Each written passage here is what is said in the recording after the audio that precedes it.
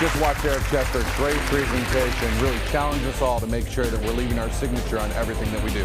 When people started talking to me, you'd think that they would say, well, we're looking to hire people who can program in JavaScript or SQL, or hey, we're looking for somebody who can drive a forklift, or somebody that really understands the Adobe Creative Suite. But that's not what I heard at all. The same things heard over and over again. They said, show us people who are excited, enthusiastic, have a positive attitude.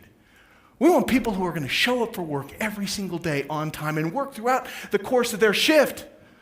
We need individuals who know the difference between a personal and a professional life, who are going to come to work attired, representing us, not in fuzzy bedroom slippers and a t-shirt that says my inner child is a nasty bastard. We want people who will work for us and not just do the minimum daily requirement. We'll go above and beyond the standard, look to find ways to create value, know where the elbow grease is, and understand that we've got to move ourselves forward by creating value in this company, in this organization. I don't care if you're flipping pizzas or flying the space shuttle. They're non-negotiables. There's no one in this room that could be in this room if you threw one or more of these under the bus.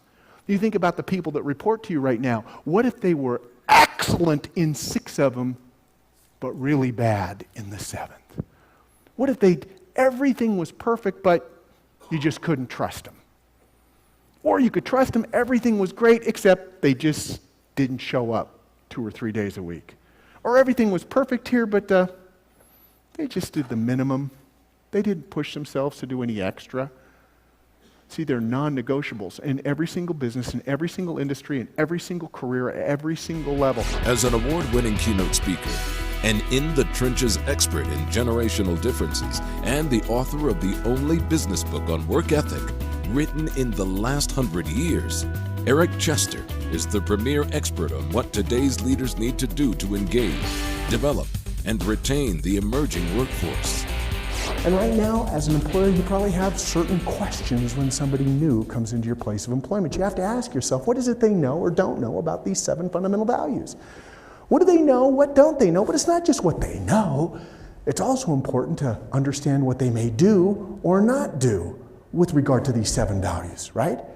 So we've got this real interesting quadrant here, if you think about it. 4 points between what they know and what they don't know, which is their cognizance, and what they will do and not do based upon that, which is their compliance. And at the intersection, cognizance and compliance, you have 4 interesting styles of behavior.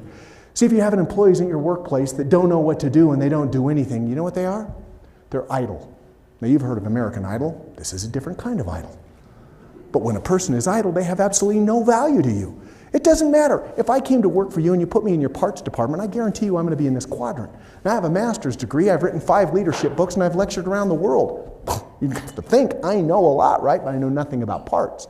So I would stand there, I wouldn't know what to do, and I probably wouldn't do anything. All of a sudden, I'm idle.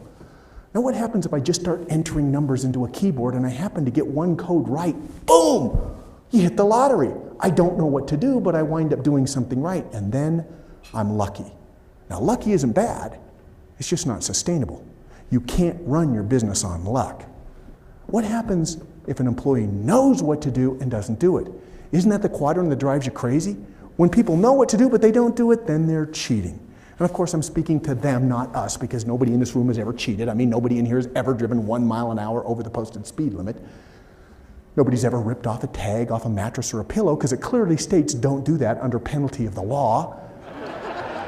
See, if you're busy right now as a leader putting people into these quadrants that work for you, let me tell you something, that's a dangerous trap, because these aren't labels for the people that work for you. These are quadrants of behavior, and people move in and out. We've all been idle, we've all been lucky, and we've all cheated. You know where you want the people that are working for you right now, whether it's the front of the house, the back of the house? Every member of your team, everyone who's getting a paycheck that you're writing, do you know where you want every single employee?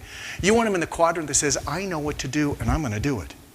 I know what to do and I'm going to do it, because when they know what to do and they do it, now all of a sudden they have value. They have values themselves and they are of value to you. And when you think about it, that makes you, their leader, part teacher and part motivator. Because what you're trying to do is teach them what to do and then motivate them to do it.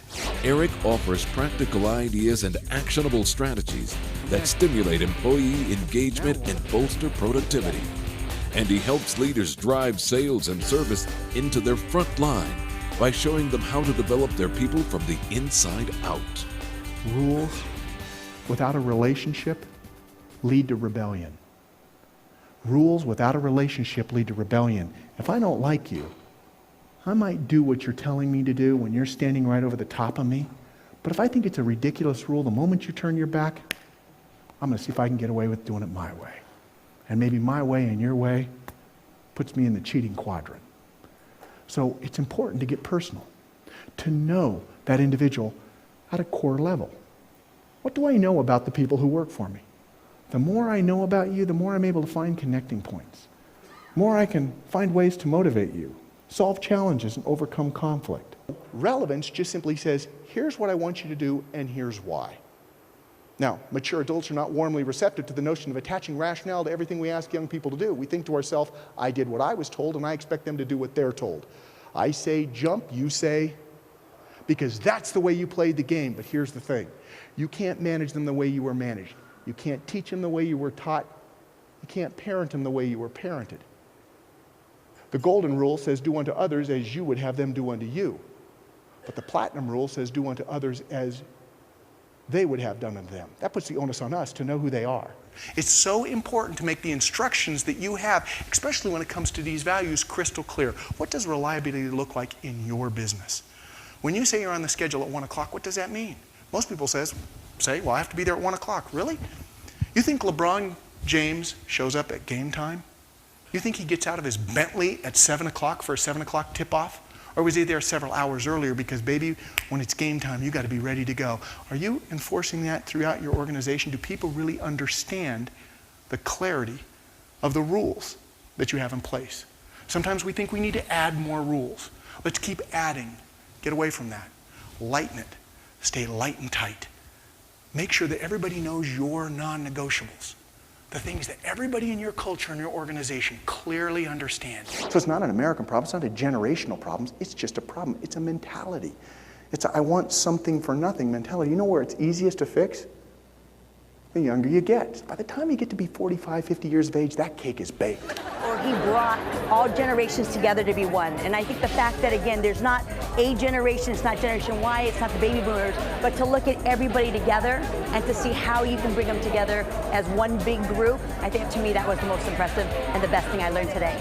We're going to go back and, reevaluate what we do in our stores and really try to drive home the points that were made today and take advantage of reviving work ethic. Take advantage of bold ideas and cutting-edge strategies that will re-energize and re-engage your workforce.